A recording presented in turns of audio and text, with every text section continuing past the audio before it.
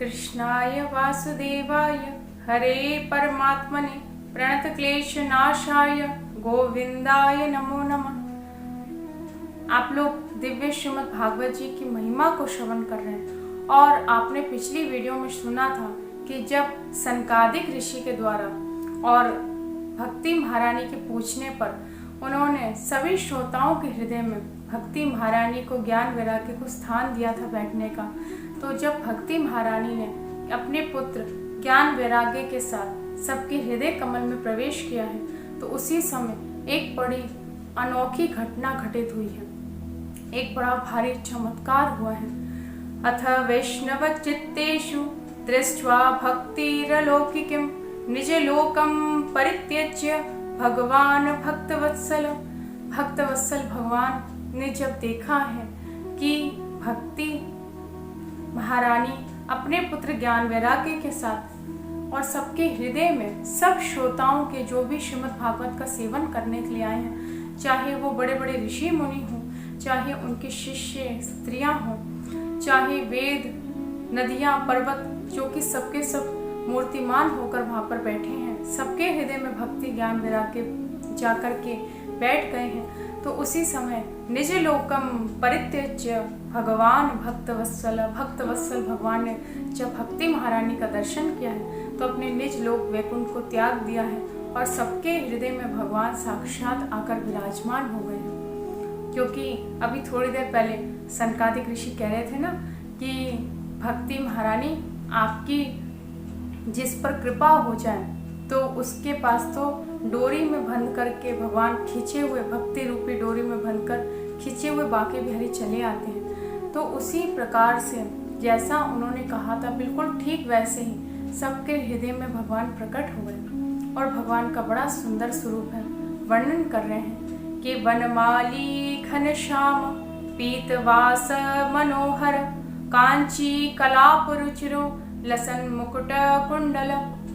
दिव्य मकराकृत कानों में जिनके कुंडल हैं, चरणों में सुंदर सुंदर जिनके स्वर्ण के नूपुर धारण किए हैं, चरणों में सुंदर दिव्य चित्रावली बनी है और जिसमें तुलसी जी चढ़ी हुई है, दिव्य पीताम्बर को धारण किए, दिव्य कर्दनी को धारण किए हैं, कटी प्रदेश में सुंदर जिनका श्याम वरण है। श्याम वरण कहते हैं जैसे मेघों का होता है। आपने काले काले बादल देखे होंगे जो बारिश के लिए एकदम आतुर हो रहे होते हैं, गरज रहे होते हैं और बरसने के लिए एकदम तैयार होते हैं। ऐसे ही श्याम सुंदर का रंग है। वो बादल पानी से भरे होते हैं पर ये कृपा के रस से भरे हुए, ये प्रेम रस से भरे हुए, कृपा करने के लिए अपने भक्तों के ऊपर आतुर हैं। ऐसे घनश्याम सबके हृदय में प्रकट हो गए हैं। उनके वक्षस्थल पर कौस्तुभ मणि विराजमान है, सुंदर अधरों पर मुरली है और अपने कर कमलों से बंसी वादन वो कर रहे हैं। अधरों से उन्होंने बंशी को लगा रखा है। सुंदर माथे पे मयूर पिच है, सुंदर मुकुट उन्होंने धारण कर रखा है और श्याम सुंदर के कानों में मकराकृत कुंडल है।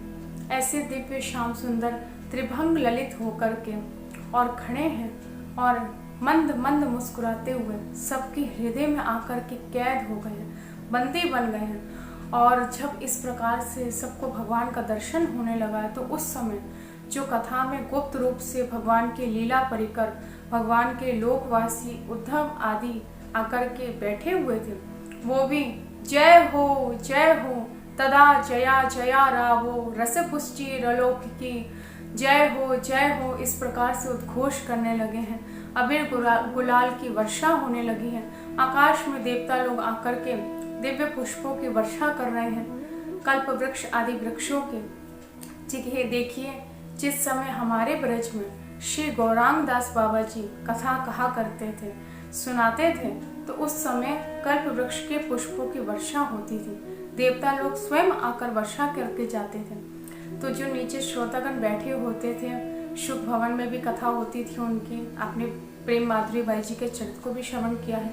और गौरांग दास बाबा जी जो जिनकी आज भी समाधि रमन रेती में इस्कॉन मंदिर के इस्कॉन टेम्पल के पास में ही है।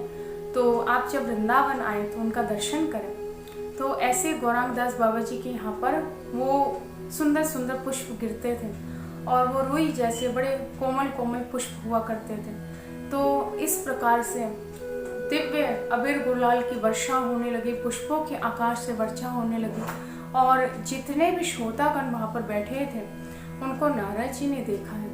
और नारद जी ने देख करके सनकादिक ऋषि से कहा है कि मैं भागवत जी की बड़ी अद्भुत भारी महिमा देखता हूँ। जो भागवत जी का सप्ताह ज्ञान यज्ञ है, इसमें तो कैसे भी जीव क्यों ना हो, जो वैर स्वभाव वाले जीव हैं वो भी अत्यंत निष्पाप और शांत एकाग्रचित हो गए हैं। वहाँ पर बैठे हुए सभी श्रोतागण अपने देह की, अपने गेय की, यहाँ तक अपनी आत्मा की भी सुधि खो बैठे हैं और भगवान के दिव्य दर्शन में निमग्न हो गए हैं। सबके आँखों से प्रेम आश्रु से सबका हृदय प्रफुल्लित हो गया है और एकटक सनकादिक ऋषि की ओर देख रहे हैं। नारद जी ने कहा है, एक प्रश्न पूछा है कि मैं भागवत जी की बड़ी भारी महिमा देख रहा हूँ, लेकिन फिर भी मेरे मन में एक प्रश्न है।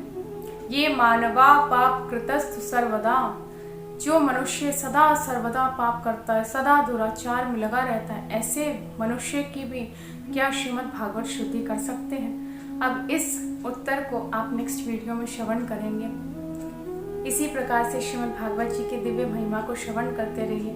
जय जय श्री राधे।